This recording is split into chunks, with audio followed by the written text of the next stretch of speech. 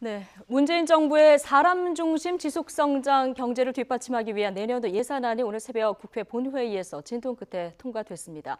국회를 통과한 내년도 예산안은 428조 8천억 원으로 확정됐는데요. 우여곡절이 많았던 문재인 정부의 첫 예산안 표결.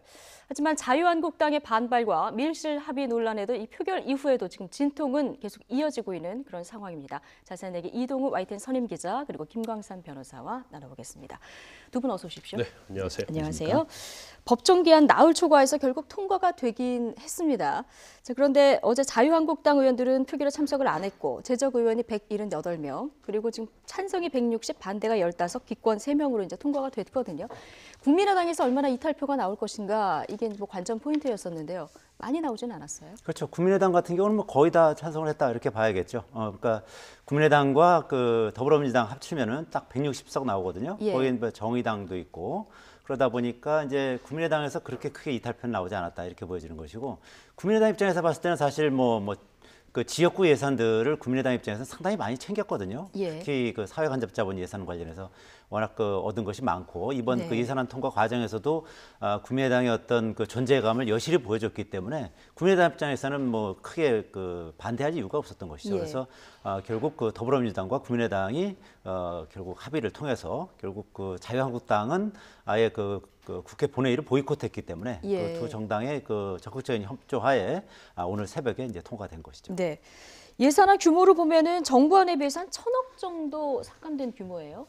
그 금액 자체는 그 사실은 뭐 삭감이 많이 된 건 아니잖아요. 예, 그래서 뭐 나흘 정도 이렇게 시간을 끌 필요가 있었냐 이런 얘기도 좀 나오는데. 그렇죠. 이제 일단요, 뭐 12월 2일까지가 아무튼 예산안 기한 아니겠습니까? 그럼에도 불구하고 그 과정을 보면 이렇게 기한을 넘기면서까지 과연 예산에 네. 대해서 이렇게 논쟁을 할 필요가 있었느냐, 이제 그런 굉장히 의구심이 들어요. 그런데 사실 뭐 지금 평가 자체는 더불어민주당은 명분을 챙겼고 국민의당은 실리, 그리고 이제 자유한국당은 뭐 빈손이다 이런 얘기를 많이 하지 않습니까? 그런데 그 내용적으로 보면은 뭐 제가 볼 때는 뭐 얻을 건 뭐 여당이 거의 대부분 얻지 않았나 싶습니다. 네. 그런데 물론 이제 공무원 수 증원 문제에 있어서랄지 뭐 아니면 아동 수당이랄지 이제 노인 기초연금 이제 그 부분에서는 뭐 양보를 많이 했지만 네. 결과적으로 보면 뭐 여당 특히 이제 문재인 정부가 이제까지 대선 공약이랄지 추구했던 것들이 뭐 어느 정도 좀 이루어진 게 아니냐. 거기에는 이제 국민의당의 공이 굉장히 컸다 이렇게 볼 수밖에 없을 것 같아요. 하지만 예산 과정에 있어서 자유한국당이 했던, 그러니까 잠정 합의하고 그다음에 뭐 어제도 본회의에서 계속 고성 지르고 항의하고 네. 그렇지만 결과적으로 뭐 다 통과됐지 않습니까? 그러니까 굉장히 자유한국당이 어떤 뭐 자체의 어떤 치밀한 계획이 있었던 거 아니고 너무 좀 우왕좌왕하면서 굉장히 무기력한 모습을 보였을 네. 뿐만 아니라 아무리 뭐 더불어민주당과 국민의당이 같이 협치를 해서 이번 예산을 끌어냈다 하더라도 지나칠 정도의 어떤 자유한국당의 무기력함을 보여주는 그런 예산 과정을 볼 수 있었다 이렇게 저는 평가하고 싶습니다. 예, 누구보다 이번 예산안 표결 과정을 조마조마하게 지켜본 게 청와대 아니겠습니까? 그런데 이제 여소야대 전국에서 이 협치의 필요성 어느 때보다 실감한 때가 아니었을까 싶습니다. 그렇죠. 아시다시피 뭐 더불어민주당 여당이지만 121석밖에 안 되거든요. 네. 그러니까 여당 의석수만 가지고는 뭐 할 수 있는 게 없습니다. 그래서 이번에 국민의당에 그 구애를 해서 적극적으로 구애를 해서 국민의당의 그 요구 사항들을 뭐 상당 부분 들어줬고 또 국민의당이 또 제시한 어떤 협상안이라든지 타협안들을 상당 부분 수용했기 때문에 결국 이번에 예산안이 이제 순조롭게 통과가 될 수 있었던 것이거든요. 예. 그렇기 때문에 이 정부 여당 입장에서는 앞으로도 그 쟁점 법안들이 많이 있는데 이런 법안들까지 다 통과시키고 하려면은 어떤 국민의당, 특히 야당의 협조가 이제 절실히 필요한 상황이라는 걸 이번에 이제 절감하게 된 것이죠. 그래서 앞으로도 이 더불어민주당과 이제 국민의당이 어느 정도 이 법안 통과에 있어서도 공조를 취할 수 있을 것인지 그런 부분이 이제 상당히 관건일 것이고, 그리고 이제 자유한국당은 이번 그 예산안 통과 과정에서 얻은 것이 하나도 없거든요. 예. 그리고 오히려 그 존재감만 아주 완전히 상실하는 제일 야당이긴 그렇죠. 한데요. 제일 야당으로서의 어떤 우왕좌왕하는 모습도 보였고, 그리고 뭐 사실 그 제1야당의 어떤 선명성에 있어서도 뭐 제대로 뭐 처음에는 타협안에 뭐 찬성을 했다가 결국 또 나중에 또 당내 의원들이 반발을 해서 결국 이제 국회 본회의를 보이콧하고 그런 상황까지 갔었기 때문에 자유한국당은 이런 상황에서 또 내년 이 지방선거도 있지 않습니까? 6.13 지방선거를 앞두고서 상당히 좀 극한 투쟁으로 갈 수밖에 없는. 네. 그러니까 어차피 이 여야 간의 어떤 타협을 통해서 뭘 이뤄내기는 쉽지 않은 상황이기 때문에 자유한국당은 상당히 이제 투쟁 일변도로 갈 가능성이 높고 이 상황에서 정부 여당이 이제 어떻게 각종 쟁점 법안이라든지 앞으로 이제 향후 개혁을 해나갈 때 야당의 협조를 구할 것인지 이런 부분에 대해서 이제 상당히 이제 고민을 해야 될 것 같습니다. 예. 내년도 예산안 국회 문턱 넘기까지 여야는 상당한 진통을 겪었습니다. 자정을 넘겨서 오늘 새벽까지 그야말로 뭐 한순간도 긴장을 늦출 수 없었는데요. 12월 5일 예산안 표결을 앞두고 긴박했던 국회 모습 장민정 앵커가 정리를 해봤습니다. 그제였죠. 3당 원내대표가 진통 끝에 내년 예산안 협상문에 서명했습니다. 이때만 해도 어제 오전 11시면 본회의가 열려서 무난하게 통과될 줄 알았는데요. 이후 그야말로 우여곡절의 과정을 겪었습니다. 꼬이기 시작한 건 바로 이때부터가 아닌가 싶습니다. 합의문을 자세히 보시면 날짜가 2017년이 아니라 2018년 12월 4일로 돼 있죠. 2018년 예산안을 다루다 보니까 연도를 살짝 착각한 모양인데요. 그래서 미래에서 온 합의문이라는 놀림도 받았습니다. 현재 참석하신 의원님들과 함께 예산 부수 법안을 처리할 수는 있습니다만은 그래도 함께 하는 것이 더 낫지 않겠느냐라고 하는 것이 원내 대표님들과의 협의 결과입니다. 첫 본회의는 정오가 다 돼 열렸지만 곧바로 정회했습니다. 예산안 수정 작업이 아직 끝나지 않았고 자유한국당 의원들이 의원총회를 열고 예산안에 대한 의견을 모으고 있던 터라 기다려주기로 한 겁니다. 그 사이 자유한국당은 반대 당론을 굳혔고요. 과연 어제 안에 이 예산안이 통과될 수 있을까 의구심이 자리 잡기 시작했습니다. 다시 회의가 열린 건 밤 10시 즈음이었는데요. 그마저도 한 차례 더 정회를 겪어야 했습니다.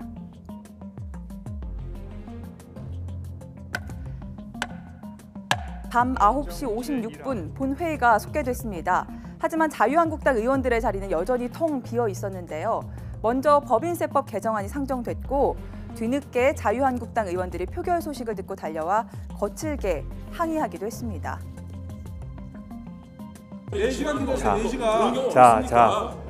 밤 마시고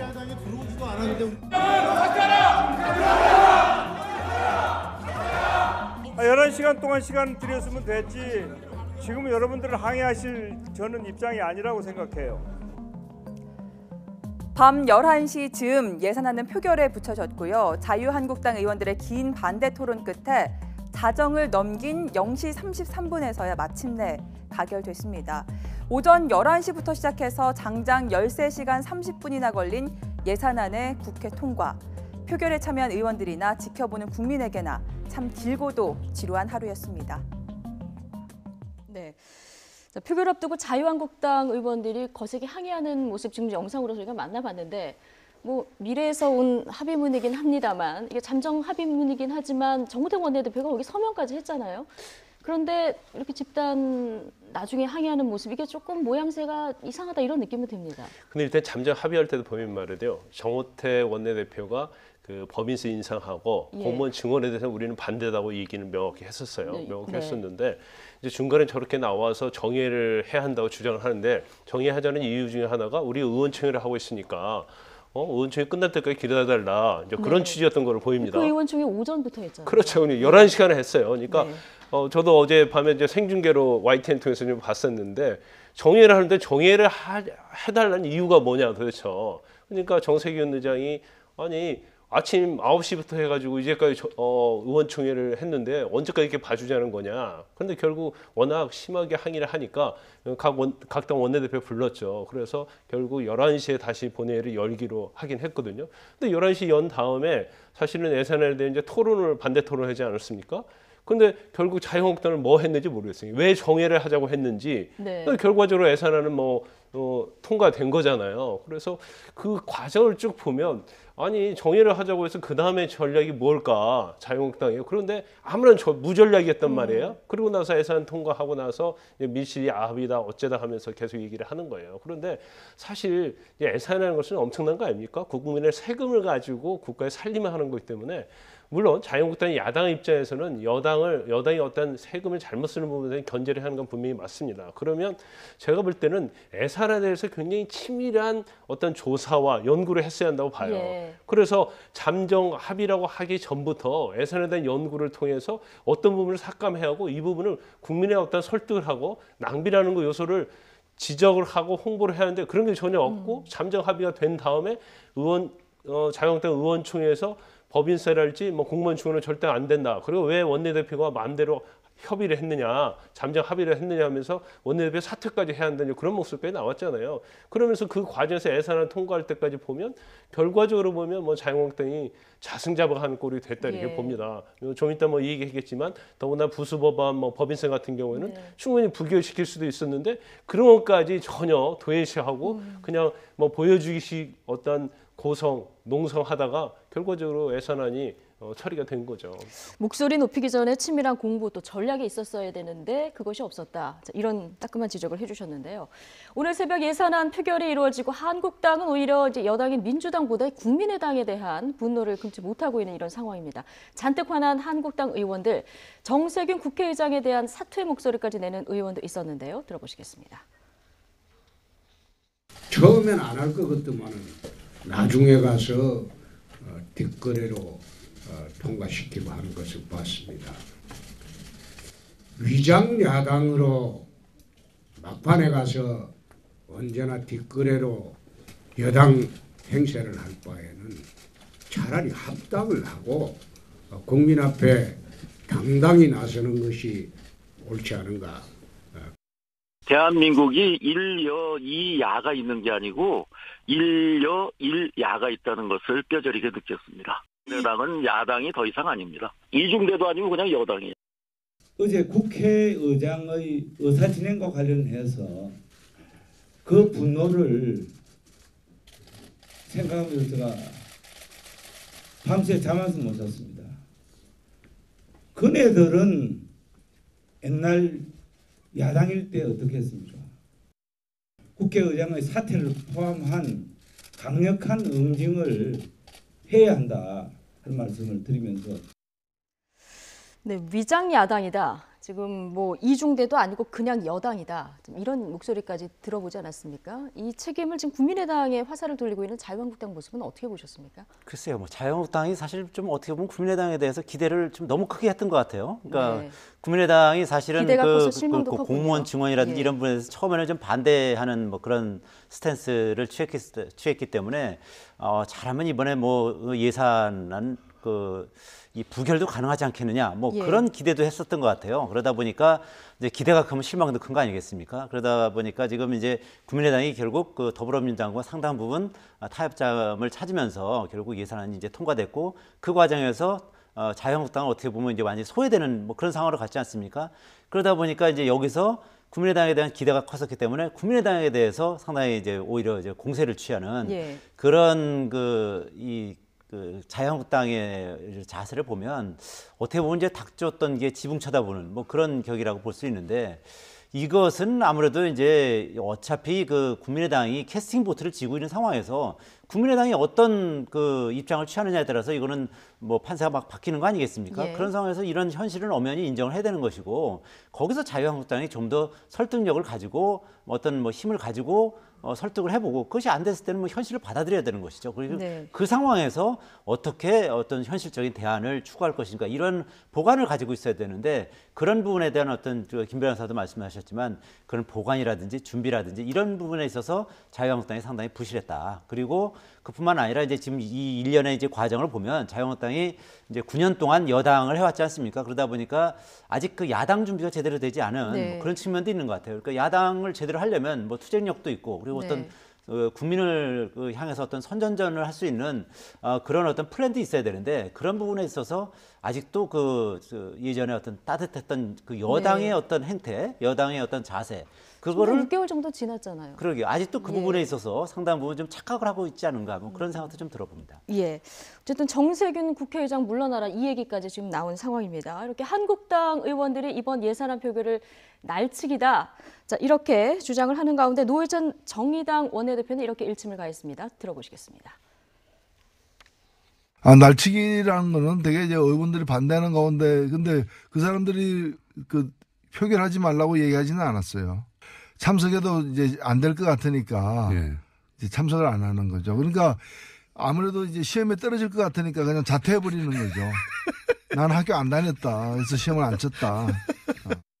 네, 비유에 달인 노회찬 의원이 시험에 떨어질 것 같으니까 자퇴해버렸다. 자, 이런 비유를 들었는데요. 이 비유는 어떻게 잘된 비유라고 물론 뭐 들으십니까? 저 자체가 뭐 예산안에 예산 이제 표결 과정에서 자유한국당이 이제 참석하지 않은 거에 대한 얘기인데 그렇게 머릿속에는 쑥 들어오진 않더라고요. 하지만 그 의미는 이제 전달이 되었다고 봅니다. 예. 그런데 사실 날치기라는 개념 자체가 우리가 엄청나게 정치 역사를 통해서는 날치기를 많이 봤잖아요. 그런데 이 예산안 처리 과정을 보면 이게 날치기라고 보기는 어렵죠. 왜냐하면 전에는 이제 뭐 굉장히 힘으로 막고 막 그래서 예. 통과시키고 그러지 않았습니까? 그래서 물리력이 사용되고 어떤 꼼수를 부려서 했는데 저것은 뭐 정상적인 절차였기 때문에 날치기라 볼 수 없는 거죠. 단지 자유한국당 입장에서는 우리가 예산에 참여, 예산 그 표결에 참여해봤자 결국은 예산에 대해서 통과되면 이제 정당성을 부여하게 되니까 오히려 이 부분에 대해서 참여하지 말므로 말미암아서 네. 통과 이후에 어떤 본인들의 주장했던 정당성을 가지고 여당을 공격하겠다 이제 그런 취지 아니겠어요? 네. 그래서 노회찬 의원의 저 말은 뭐 충분히 마음에 와닿는데 뭐 약간 뭐 제가 이해하기는 좀 어려운 측면이 있는 것 같습니다. 그렇군요. 어제 한국당이 필리버스터하자 뭐 이런 의견까지 나왔다고 하는데 이거는 뭐 법정 시한이 지나면 못하게 돼 있다 이렇게 그렇죠. 알려졌더라고요. 그런데 이 규정이 지금의 자유한국당이 새누리당 시절, 그러니까 여당일 때 만든 규정이라면서요. 그렇죠. 이전에 예. 더불어민주당이 필리버스터로 한참 동안 뭐 좀 이 국민적 관심을 끌고 그랬지 않았습니까? 그렇죠. 사실 그 교과서에만 있는 필리버스터였는데 그것을 더불어민주당이 그 필리버스터를 어떻게 하는 건지 이제 그야말로 이제 온 국민에게 예. 보여줬고 한동안 그 필리버스터가 무엇인지에 대한 뭐 관심도 많이 놓고 그랬었는데 그러다 보니까 이제 그 당시에 여당이었던 새누리당이 이 필리버스터를 그 예산안이 통과된 뒤에는 하지 못하게 하자 뭐 이런 식으로 이제 법안을 통과시켰던 것이죠. 그러니까 오히려 예. 그것이 부메랑으로 작용해서 자유한국당이 어제 그 필리버스터를 하고 싶어도 본인들이 만든 그 법 때문에 필리버스터를 할 수가 없는 그런 상황이 됐고 그래서 이제 뭐 어떤 뭐 이와 관련해서 이제 의견 개진 정도만 할 수 있었지 필리버스터를 구조적으로 할 수가 없었던 예. 뭐 그런 상황에 몰린 것이죠. 그렇군요. 근데 한국당은 이번에 뭐 명분도 못 챙기고 실리도 못 챙긴 것이 아까 잠깐 얘기가 나왔습니다만 법인세 개정안 부분이요. 이 부분은 예산안과 달리 반대표가 지금 33표 정도 나왔거든요. 만약에 들어갔으면 이 부분은 그 자유한국당 의견을 관철시킬 수도 있었을 텐데. 그렇죠. 부결시킬 수 않았을까요? 있었죠. 그러니까요. 그래서 제가 아까 치밀하지 못하다는 얘기를 예. 말씀을 드린 거예요.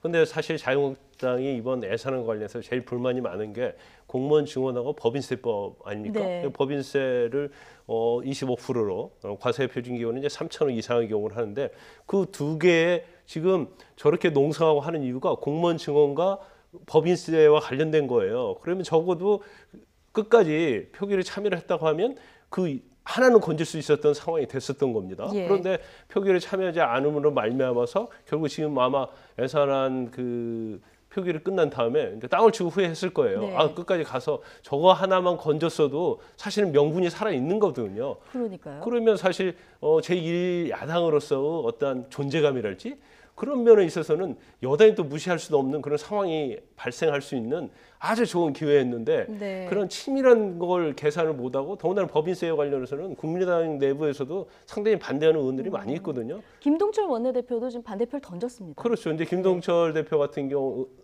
원내대표 같은 경우에는 물론 자유한국당이 만약에 표결에 참여했으면 나는 찬성을 했을 것이다 그렇게 말은 했지만 안 들어와서 내가 소신껏 그렇죠. 표결할 수 있었다 이 그건 이제 얘기군요. 끝난 다음에 하는 예. 얘기고요. 결과적으로 보면 자유한국당이 정말 제대로 준비하지 못했다. 그러니까 야당으로서 준비가 안 됐을 뿐만 아니라 사실 쭉 그 자유한국당이 이제까지 여당과 관계에서 하는 걸 보면 굉장히 그 전에 거다 여당했을 때 뭐 대충 했는지 모르겠지만 야당은 이제 그러면 안 되거든요. 더군다나 여당을 잡고 가고 견제해야겠다고 마음을 먹는다고 한다면 뭐 여의도 연구를 비롯해서 정책 그 내부를 아주 작동을 잘 해야 돼요. 예. 그래서 견제를 해야 하는데 단지 막말하고 굉장히 뭐 여당 공격하고 그런 것만 가지고는 결국 민심은 절대 자유한국당으로 돌아올 수 없다는 거죠. 네. 근데 저는 예. 거기서 조금 생각이 좀 다른 측면이 있는데요. 그러니까 여기서 이제 법인세 인상안에 대해서 그러니까 그 자유한국당은 이제 거기서 참가를 안 했지만 예. 어쨌든 찬성 133, 반대 33 이렇게 나왔단 말입니다. 그렇죠. 근데 자유한국당 의원이 그 당시에 있었던 의원이 한 100여 명 정도예요. 그래서 물론 다 참석하면 뭐 116명이 다 찬성하면 그럴 가능성도 있지만 그랬을 경우에 133대 133이 되는 것이고요. 그리고 지금 이제 김동철 원내대표도 얘기하듯이 만약에 자유한국당이 표결에 참가를 했다면은 그러면 울며 겨자 먹기로 자기는 찬성을 했을 것이다. 아마 많은 그 국민의당 의원이 그런 생각을 가질 수 있었을 겁니다. 그러니까 이 상황에서는 그 자유한국당이 표결에 참가하지 않는 상황에서는 설사 몇 명이 반대한다 하더라도 이 법인세 인상안은 통과될 것이다. 이런 이제 보관을 가지고 있으니까 이제 거기서 네. 반대표를 던졌던 것이거든요. 그래서 만약에 자유한국당이 그 표결에 참가를 했다.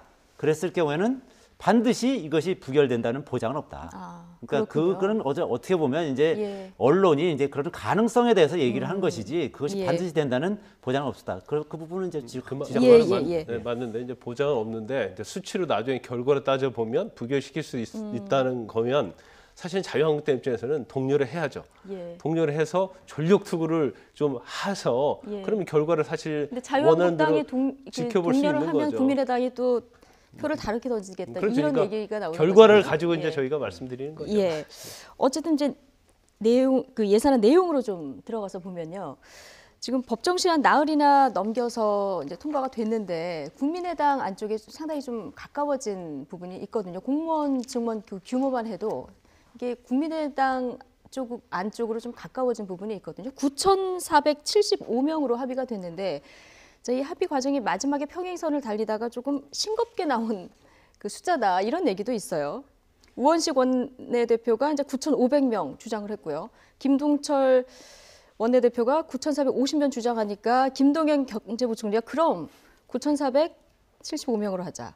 뭐 이렇게 뭐 합의가 됐다 이런 얘기도 있던데요. 그렇죠. 결국은 국민의당이 주장한 부분이 이제 상당 부분 관철이 된 것이고, 그러니까 여야 간에 이제 평행선을 달리다 보니까 국민의당이 캐스팅 보트를 쥐고서 상당 부분 본인의 어떤 의견을 반영을 했고, 그것이 이제 현실화가 된 것이죠. 예. 그러니까 지금 이제 말씀하신 것처럼 공무원 증원에 있어서도 당초 정부안은 12,000명 증원하는 거였잖아요. 근데 예. 그 자유한국당 한 7,000명 정도였다고요. 그리고 국민의당이 한 9,000명. 그렇게 봤을 때 이제 그 국민의당 안에 가장 근접하게 결국 이제 9,475명으로 이제 확정이 된 것이고, 그것뿐만 아니라 이제 이 국민의당 제안으로 이제 최저임금 인상분 그 보전하는 것 있지 않습니까? 3조 원 정도 이제 증액을 이제 편성하게끔 돼 있는데, 그것도 이제 국민의당이 제안한 대로 네. 결국 이제 다 이제 합의가 된 것이고, 그뿐만 아니라 또 이 법인세 인상 관련해서도 원래는 그 당초 2천억 원 이상에 대해서 법인세를 22%에서 25%로 과표 2천억 이상인 그 기업에 대해서 이렇게 법인세를 인상하기로 했습니다만, 예. 국민의당이 그거를 과표를 한 3천억 정도로 좀 높이자. 그러니까 좀 과표 그 좀 큰 기업에 대해서만 좀 법인세를 인상하는 방안을 이제 제시했던 것이고, 그것이 네. 이제 현실화됐고, 그것이 어제 이제 오늘 새벽에 이제 통과가 된 것이죠. 그러니까 이번 그 어떤 협상 과정에서 국민의당이 존재감을 그야말로 극대화했다. 그렇게 보시면 될 것 같습니다. 예. 그 국민 입장에서 가장 그 관심이 있는 것은 이제 아동수당, 기초연금수당인데요. 지금 얘기를 하는 동안에요. 지금 속보관까지 들어온 것 같은데요. 네. 과학계 블랙리스트 관련해서 지금 지금 검찰로 지금 카메라를 넘겼는데요. 저는 뉴스 보도 이상으로 김명자 전 장관이 검찰에 출석했습니다. 얘기를 들어보겠습니다. 과학기술계 블랙리스트가 있다는 뉴스를 보고 놀랐고요. 네, 앞으로 이런 일은 없어야 된다라고 생각을 합니다. 네, 감사합니다. 예. 자, 김명자 전 장관 지금 과학계 블랙리스트 관련한 혐의로 지금 검찰에 오늘 소환이 된 거예요. 네, 우리가 이제 블랙리스트 하면 이제 문화예술 지원과 관련된 부분을 제일 예.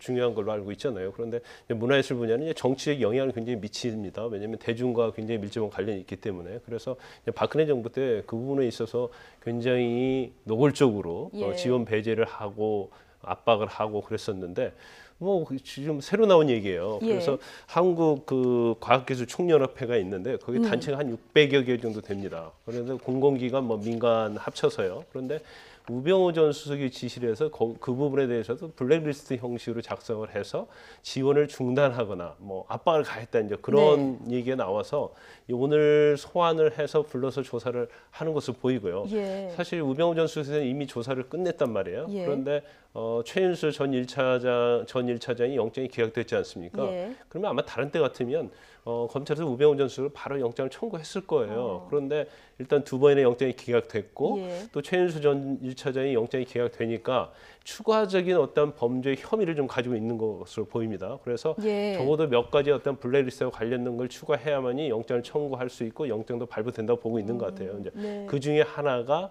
오늘 출석하는 이제 김명자 회장의 입에 달려 있다고 볼 수 있는 거죠. 예, 우전 수석에 대한 소환 앞으로 영장 청구에 어떻게 보면 징검다리다 이렇게 볼 수 있는 겁니까 그러면? 그렇다고 봐야죠. 이제 지금 이미 그 우병우 전 수석을 이제 4번 소환했고, 그래서 예. 이제 지금 5차 소환을 지금 앞두고 있는 거 아니겠습니까? 예. 그래서 이 부분이 이제 새롭게 나온 거지 않습니까? 이제 그렇죠. 과학계 이제 블랙리스트를 만들었다. 그리고 김명자 전 과학기술부 장관이 과학기술단체 총연합회 회장으로 이제 선출이 되다 보니까 예. 야, 이 단체 뭐 좀 문제가 있는 거 아니냐? 뭐 이런 식으로 이 단체의 어떤 성향을 조사해봐라 이렇게 지시를 했다는 예. 거 아니겠습니까? 그래서 그 회원들에 대해서 이제 조사를 하고 블랙리스트를 만들고 그랬다는 것인데. 그러니까 이 부분은 새롭게 나온 이제 혐의고 뭐 그러다 보니까 이 부분에 대해서 이제 우병우 전 민정수석이 어느 정도 개입했는지 뭐 이런 부분에 대한 조사가 필요한 거 아니겠습니까? 그래서 오늘 이제 김명자 전 그 과기부 장관을 네. 이제 조사를 하고 이제 그리고 나서 우병우 전 수석에 대해서 이제 5차 소환 조사를 통해서 이 부분의 혐의를 추가해서 아마 영장을 청구하지 않을까 이렇게 예상됩니다. 그러니까 국정원 성향 조사가 뭐 어떤 구체적 불이익으로까지 이어졌는지 뭐 이런 부분들 검찰이 조사할 것 같은데요. 우병우 전 수석의 소환으로까지 또 이어질지는 지켜봐야 될 것 같습니다. 저희가 이제 어제 통과된 예산안 내용을 좀 짚어보고 있었는데, 자, 아동수당, 기초연금. 자, 이런 부분들은 사실 국민 삶 속에 가장 가까운 부분들 아니겠습니까? 근데 이 부분에 있어서 일부 내용도 살짝 후퇴를 했고요. 시기도 지금 내년 9월 그러니까 지방선거 이후로 지금 연기가 된 거 아니겠습니까? 네, 맞습니다. 근데 사실 아동수당에 관련해서는요, 지난번 대선 때 모든 후보가 지급을 하고 오히려 뭐 지금 여당에서 제시하는 것보다도 훨씬 더 범위가 컸었거든요. 예. 그런데 일단 내년 지방선거를 위한 여당의 핵심적인 그런 예산은 아니냐. 그래서 거기에 대해서 야당이 이제 견제를 했고요. 그래서 네. 이제 여러 가지 좀 바뀌었어요. 일단 시기에 있어서도 내년 지방선거가 끝난 9월 이후로 이걸 지급을 하자는 거고 범위도 좀 축소가 됐습니다. 예. 소득 하위 90%에 해당이 되는데 2인 가구 이상의 소득에다가 그 계산 방법이 좀 복잡합니다. 네. 본인이 재산을 갖고 있으면 재산에 대해 환산하는 방법이 있어요. 그런데 그 소득의 90%를 아마 계산하기도 굉장히 어려울 것으로 보입니다. 더군다나 갖고 있는 재산의 어떤 그 소득과 관련된 환산 방법 같은 그런 것도 굉장히 좀 복잡하거든요. 그럼 공무원들이 과연 그 계산하기가 쉽겠느냐 이제 그런 생각이 들고 이제 그 부분을 사실은 각 당에서 이미 약속을 한 거기 때문에 예. 그 사실 여당에서 마련했다고 그래서 여당이 꼭 생색내기는 아니지 않느냐 싶어요. 그래서 그 부분은 굉장히 해당되고 기대를 했던 분들의 좀 실망이 굉장히 클 가능성이 크다고 보고 아마 그 부분에 대해서 청원에 굉장히 많은 수의 청원이 올라오고 있지 않나 싶습니다. 네. 지금 이 예산들이 그럼 다 후퇴해서 남은 예산들이 어디로 갔나 이렇게 살펴봤더니 SOC 예산이 이제 1조 3천억 원 정도 늘지 않았습니까? 그러니까 이른바 지역구 의원들의 어떤 지역 민심 챙기기 이런 쪽지 예산이라고 부르는 이 예산이 조금 늘어난 부분이 눈에 띕니다. 그렇죠. 전반적으로 이제 복지 예산을 일부 좀 깎고 예. 그리고 마지막에 이제 각 여야 실세 의원들의 어떤 지역구 예산들을 상당히 많이 늘린 거죠. 그러니까 네. 1조 3천억 정도 늘린 거니까 9년 만에 SOC 예산을 가장 많이 늘린 겁니다. 그래서 그러니까 예전 같은 경우는 뭐 기껏해야 뭐 한 1, 2천억 정도 늘어나는 네. 수준이었는데 이번에는 뭐 늘려도 상당히 많이 늘린 거죠. 네. 1조 3천억이나 이 사회간접자본 예산을 늘린 것이니까 예. 주로 이제 그 실세 여야 의원들의 지역구에 무슨 뭐 철도라든지 아니면 무슨 뭐 도로를 놓는다든지 아니면 뭐 건물을 짓는다든지 뭐 이런 그 예산이거든요.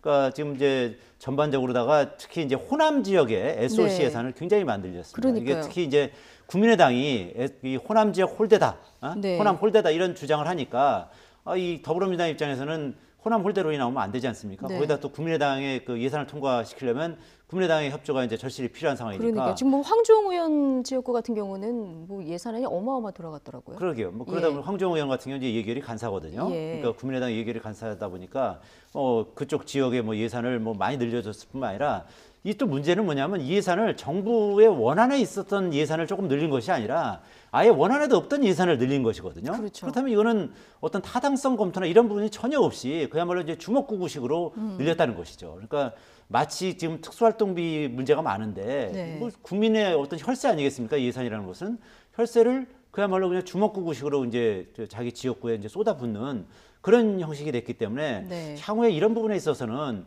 좀 확실하게 좀 어떤 제도 개선이 돼야지 이런 식으로 하다 보면 계속 이런 것은 이제 악순환이 이제 반복될 수밖에 없는 것이거든요. 예. 그러니까 이런 식으로 타당성 없이 예산이 이제 주어지다 보면 거기에는 이제 비리가 개입될 소지도 있는 것이고 그리고 예산이 아주 그냥 낭비가 되는 것이죠. 네. 그래서 이런 부분에 있어서는 제도적인 확실한 개선책이 필요하다 이렇게 예, 생각합니다. 뭐 쪽지 예산 기술 없던 것도 만든다 뭐 이런 얘기도 나오던데요. 뭐 여야 의원 할 것 없이 이번에 지금 쪽지 예산이 좀 횡행하는 그런 모습을 저희가 봤습니다. 근데 뭐 국민의당 이번에 캐스팅 보트 역할을 하면서 이 뭐 SOC 예산도 많이 확보를 했습니다만은 실리면에서 이제 선거구제 얘기도 좀 나오고요. 국민의당의 실리가 굉장히 많았던 것 같습니다. 그렇죠. 뭐 국민의당이 제일 실리를 많이 챙겼다 그런 일을 좀 많이 하고 있죠. 특히 사실 여당 입장에서 보면 예산안 통과를 위해서는 결국 국민의당이 없으면 안 되잖아요. 그러다 예. 보니까 이제 국민의당에서 요구하는 것을 굉장히 좀 많이 들어주었지 않나 싶습니다. 그런데 아까 우리가 쪽지 예산 얘기 나왔는데 예산이 통과되자마자 말이죠. 이 정치인들로부터 이 문자가 쇄도를 합니다. 예. 특히 국회의원들. 본인이 어디 예산을 어떻게 땄다. 근데 정말 그분이 들어가서 땄는지 어쩐지 모르겠어요. 힘을 썼는지 모르겠지만 예. 심지어 뭐 자유한국당 의원도 제가 볼 때는 본인이 전혀 힘을 쓰지 않은 걸로 보이는데 내가 얼마 땄다고 해가지고 SOC 네. 특히 관련된 예산 그런 쪽지가 굉장히 많이 와요. 그런데 어쨌든 간에 뭐 SOC와 관련된 또 지역과 관련된 예산에 있어서는 굉장히 국민의당이 좀 파격적이었다. 그중에서 네. 호남 부분에 대한 부분이 굉장히 파격적인 거 아니겠습니까? 예. 금액도 엄청 늘었고요. 그래서 아까 이제 말씀하신 것처럼 이제 아동수당, 노인 기초연금과 관련해서는 어떻게 보면 뭐 지급 시기가 늦어졌잖아요. 그러면서 아동수당은 좀 깎였고, 그런데 그러한 돈들이 SOC로 거의 대부분 갔다는 거죠. 그러면 사실은 국민의 복지에 대해서 굉장히 이 얘기를 하면서도 사실은 자기 지역구 예산을 챙겨서 다음 총선을 준비하는 그런 어떤 국회의원들의 네. 어떤 얄팍한 그런 모습들이 사실은 국민들에게는 좀 씁쓸하다고 볼 수 있습니다. 네. 뭐 그 그렇다 예산- 보니까 예, 지금 예. 국민의당과 민주당이 밀실야합을 했다. 지금 국민의당이 실리를 많이 얻다 보니까 한국당 의원들이 지금 이렇게 비판을 하는 상황 아니겠습니까? 이런 가운데 또 국민의당 의원과 민주당 의원들 간에 주고받는 문자가 또 카메라에 포착이 됐어요. 예, 그렇죠. 예. 국민의당 그 권은희 원내수석 부대표 예. 그리고 더불어민주당의 박홍근 원내수석 부대표가 이제 서로 이제 문자를 주고받은 예. 사실 이제 카카오톡을 통해서 이제 주고받은 내용인데 지금 이제 화면에 나오고 있지 않습니까? 예. 이게 이제 권은희 의원의 휴대폰에 이 카카오톡 서로 이제 문자를 서로 이제 내용을 주고받은 것이 카메라 기자한테 이제 포착이 된 것이죠. 이제 국회에서는 이제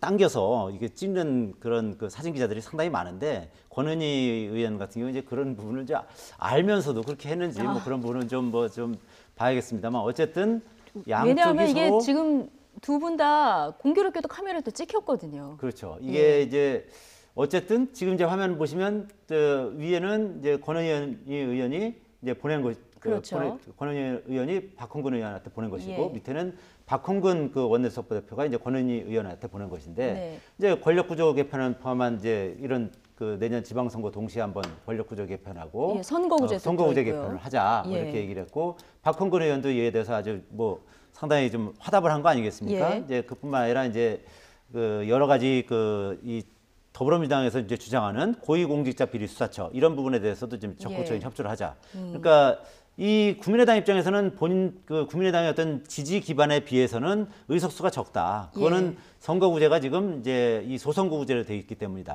그러니까 이거를 중대선거구제로 하고 그리고 비례대표를 많이 강화시키는 이런 것을 좀 선호하고 예. 있거든요. 그래서 선거구제 개편이 절실하다. 이런 생각을 하고 있는 것이 이제 국민의당의 생각인 것이고 예. 그리고 이 더불어민주당 입장에서는 이제 내년에 이제 개헌을 하려고 하는 것이고, 그리고 그뿐만 아니라 이제 이 고위공직자 예. 비리수사처 이거 신설을 하려고 지금 이제 상당히 강하게 추진하고 있지 않습니까? 그럴 경우에는 이제 국민의당의 협조가 이제 절실히 필요한 것이고, 예. 이렇게 서로 더불어민주당과 국민의당이 서로 이 예산안을 두고서 또 뭔가 이면에서 뭔가 합의가 있었던 것이 아니냐, 이런 이 카톡 내용을 보고서 예. 이제 지금 자유한국당이 지금 강력하게 주장하고 있는 것이고, 이에 대해서 더불어민주당과 국민의당은 이것이 뭐 합의가 이루어진 것은 아니다라고 네. 이제 이렇게 변명을 하고 예, 있는 그런 결과적으로 상황인 뭐 것이죠. 선거구제 바꿀 테니까 공수처 받아라. 국민의당과 민주당 사이 이런 딜이 오간 모양새가 돼버렸는데, 이 권은희 의원의 핸드폰 화면이 사진에 찍히자 한국당은 뭐 강하게 비판을 하고 나섰습니다. 국민의당 역시 말씀하신 대로 지금 내부 단속에 나선 모습인데요. 함께 들어보시겠습니다.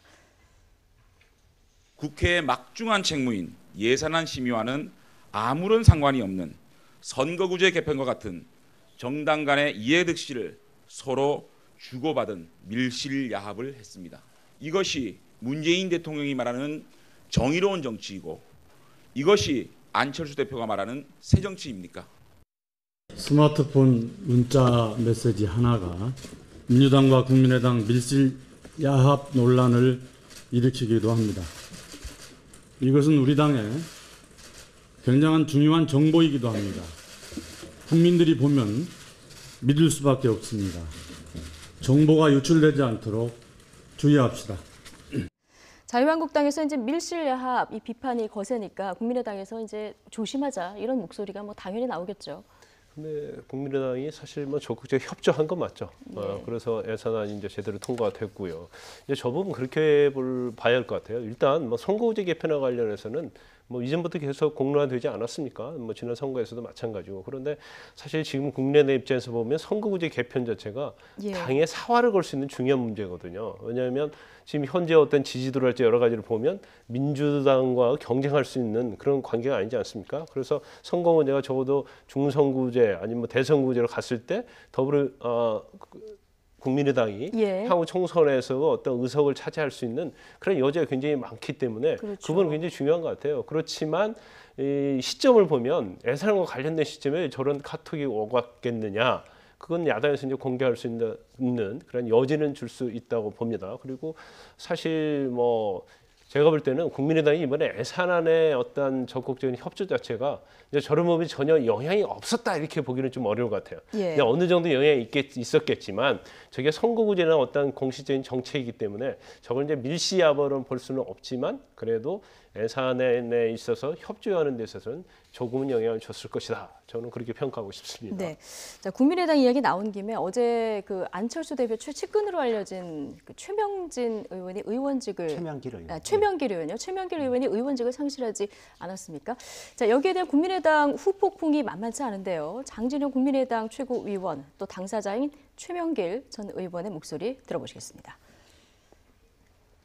다른 선거법 위반 사건들은 잠잠한데 유독 최명길 의원만 뜬금없이 선고 기일이 잡혔고 결국 의원직이 상실되었습니다. 최명길 의원이 바른정당과의 통합에 앞장서고 있는 것과 관련이 있는 것은 아닌지 합리적인 의심이 제기되고 있습니다. 갑작스런 선거기일 지정과 판결이 우리 당의 통합 논의를 견제하기 위한 거란 수근거림이 사실이 아니길 바랍니다. 네, 국민의당 내에서는 이 선거기일 지정이 좀 갑작스럽고 뜬금없었다. 좀 이런 주장을 지금 하고 있네요.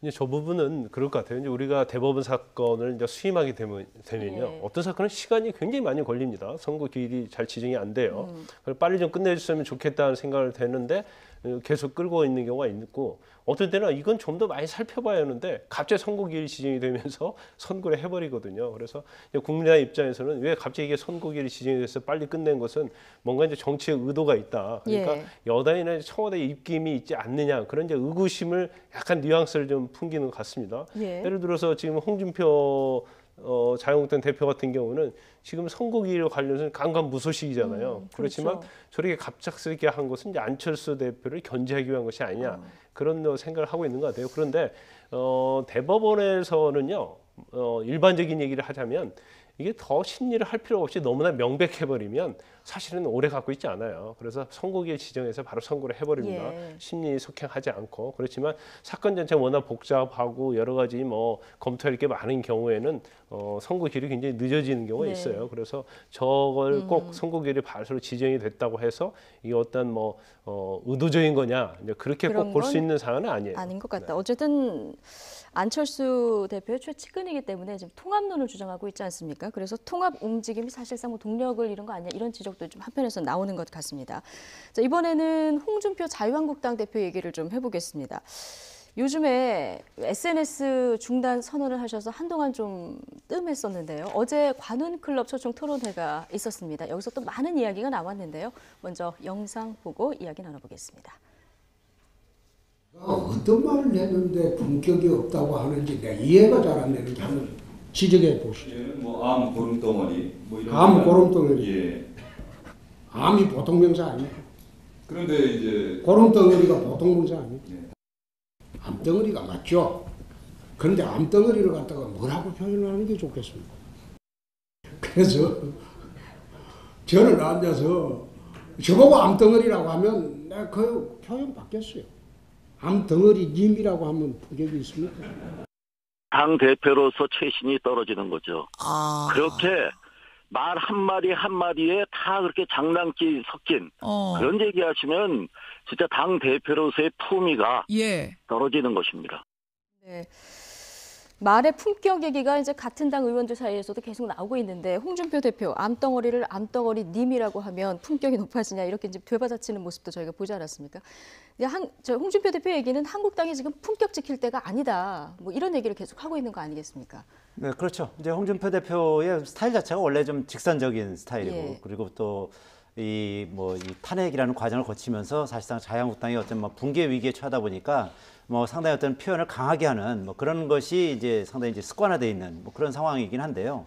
그렇다 하더라도 어쨌든 이 보수라는 것은 좀 어떤 품격이나 체면 이런 게 좀 중요한 거 아니겠습니까? 예. 그리고 홍준표 대표의 그런 어떤 그 품격 없는 언행 이런 것이 결국은 이 합리적인 보수조차도 자유한국당으로부터 눈을 돌리게 하는데 상당한 역할을 하고 있는 것도 사실이거든요. 예. 그래서 이런 부분에 있어서는 홍준표 대표가 이런 그 행보를 계속한다면 아마 홍준표 대표의 리더십이 상당 부분 손실될 것이고 그리고 이것이 이제 자유한국당 그 경선이 이제 원내대표 경선이 12일 날 있지 않습니까? 네. 이 부분에 있어서도 홍준표 대표가 지금 김성태 의원을 지금 사실상 밀고 있는 상황인데 김성태 의원에게 상당히 불리하게 작용할 가능성도 있습니다. 그래서 예. 마치 그 자유한국당 그 원내대표 경선이 친홍준표 대 반홍준표의 어떤 전선이 형성된다면 적어도 지금 자유한국당 내 그 전반적인 그 의원 그 분포를 보면 친홍준표보다는 반홍준표가 훨씬 더 예. 많습니다. 네네. 그렇기 때문에 그런 부분에 대해서 굉장히 조심을 했던 것이고 지금까지 SNS도 자제해왔던 것인데 이제 어제 관훈 토론회를 통해서 다시 재개가 홍준표 대표의 됐군요. 어떤 어떻게 보면 이제 고질병이 다시 예. 도졌다 이렇게 볼 수 있는 것이죠. 근데 지금 한국당도 딜레마인 게 홍준표 대표가 한동안 또 막말을 자제하니까 언론의 주목도가 떨어지긴 합니다. 근데 오늘 주목도가 좋은 걸로 주목도가 있느냐, 막말로 주목도가 있느냐, 예. 그건 좀 우리가 달리 봐야지 않겠습니까? 그래서 사실 그 홍준표 대표의 어록은 제가 볼 때 놀랄 만큼 대단해요. 근데 언어의 마술사라고 얘기해도 괜찮을 것 같아요. 물론 이 언어 자체가 주로 이제 막말과 관련되긴 예. 하지만 지난번에도 사실 우리가 잘 아시지 바퀴벌레, 기생충, 암덩어리까지 오지 않았습니까? 근데 약간 그것도 뉘앙스를 보면요, 굉장히 아마 머릿속에 뭘 두고 얘기했는가 싶기도 해요. 바퀴벌레는 우리가 사실은 거의 같이 사는거든요. 없는 집이 거의 없거든요. 네. 근데 죽지는 않습니다. 같이 살아도. 예. 기생충도 몸에 있어도 기생충에서 죽는 경우는 거의 없어요. 예. 하지만 암덩어리는 죽는 거거든요.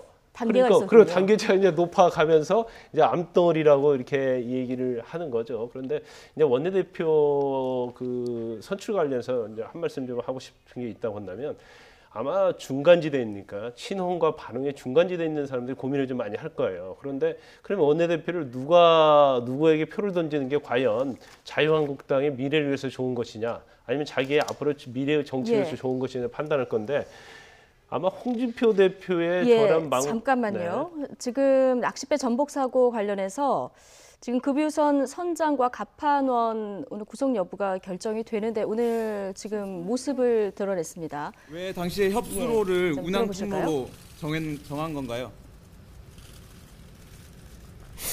할 말이 없습니다. 네? 할 말이 없습니다. 당시에 날씨 기상 상황 어땠습니까? 급가속하셨나요? 유가족이나 피해자들 분한테 한마디 해주시죠. 많은 사랑을 앵커에 대해서 죄송하게 생각합니다. 유가족들 죄송합니다. 혐의 인정하시는 거예요? 죄송합니다. 말을 번복하셨던데 왜 바뀐 건지 다시 부인하는 건지 혐의를 인정하시는 건지. 죄송합니다. 낚시 어선을 보셨는지만 좀 말씀해 주시죠.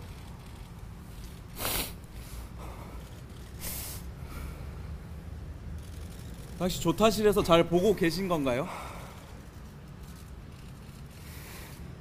그 조타실에 혼자 계셨습니까? 죄송합니다. 그때 낚싯배를 봤는지 안 봤는지만 한마디 해주시죠. 네. 네, 자 구비선 선장 모습, 지금 모자와 마스크로 얼굴 전체를 가린 이 선장의 모습 보셨는데요. 할 말이 없다, 유가족에 죄송하게 생각한다, 이런 얘기를 되풀이했습니다. 좀 울먹이는 모습도 볼 수 있었는데요. 지금 오늘 구속영장 실질 심사를 받기 위해서 지금 인천지방법원에 출석한 모습입니다. 조금 전 모습 지금 다시 보고 계시고요. 기자 질문에 죄송합니다, 이 말을 계속 되풀이하는 모습 저희가 봤습니다. 아마 구속 여부는 오늘 안에 나오겠죠? 그렇죠. 오늘 중에 아무래도 선장 같은 경우 구속될 가능성이 대단히 높다 이렇게 보이는 것이고요. 어쨌든 지금 인명 피해가 상당했지 않습니까? 15명이 이제 숨지는 그런 인명 피해를 냈기 때문에 선장과 지금 말씀하시는 동안 지금 갑판원도 지금 영장 실질 심사를 받으러 나왔습니다. 조금 전에 이제 구비선 선장의 모습을 보셨는데요. 자, 갑판원 얘기 들어보겠습니다. 그 조타실 비우실 때 선장께 허락을 받으셨습니까? 네. 허락을 받으셨다고요? 네. 어디 가서 뭘 하고 계셨어요? 그럼 사고 당시에? 식당에서 물 마셨습니다.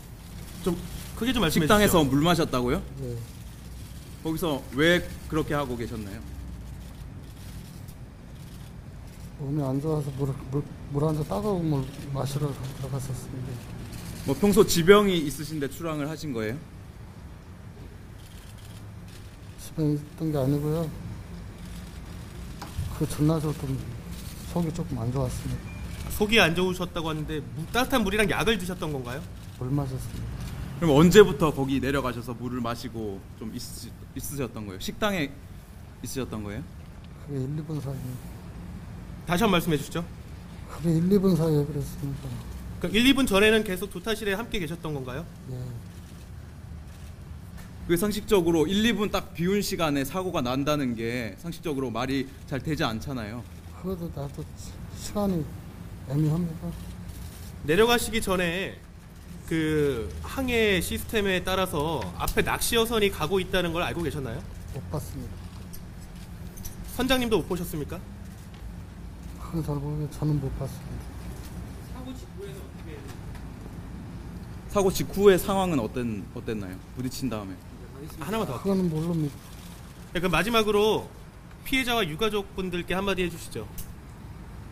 돌아가신 분들한테 죄송하게 됐습니다. 그리고 살아고 계신 분들 건강이 어떠신지 모르겠고요. 이제 가겠습니다. 그리고 네 분 건지신 분들, 4분 구조한 분들은 잘 건강이 어떠신지 다 궁금합니다. 예. 지금 영장 실질 심사를 받으러 가는 갑판원 김모 씨의 얘기를 들어보셨습니다. 조타실을 왜 비웠냐 그랬더니 식당에 물을 마시러 갔다. 몸이 좋지 않아서 물을 마시러 갔다.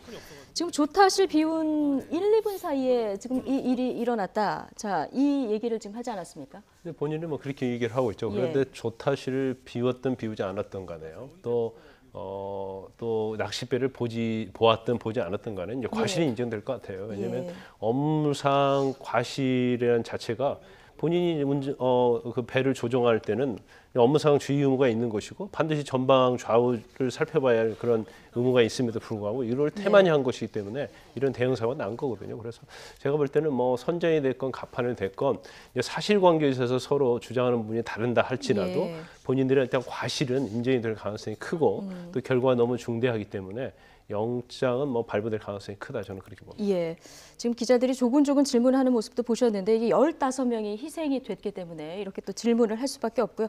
오늘 영장 실질 심사 진행되고 이제 오늘 저녁쯤에 어떤 결과가 나올지는 좀 지켜봐야 될 것 같습니다. 저희가 홍준표 대표의 이제 막말 얘기를 하고 있었는데요. 자, 이 얘기는 이제 여기서 정리를 하고요. 마지막으로 최경환 의원 소환 소식 좀 짚어보도록 하겠습니다. 3번 소환 불응하고 오늘 출석을 드디어 했습니다. 네.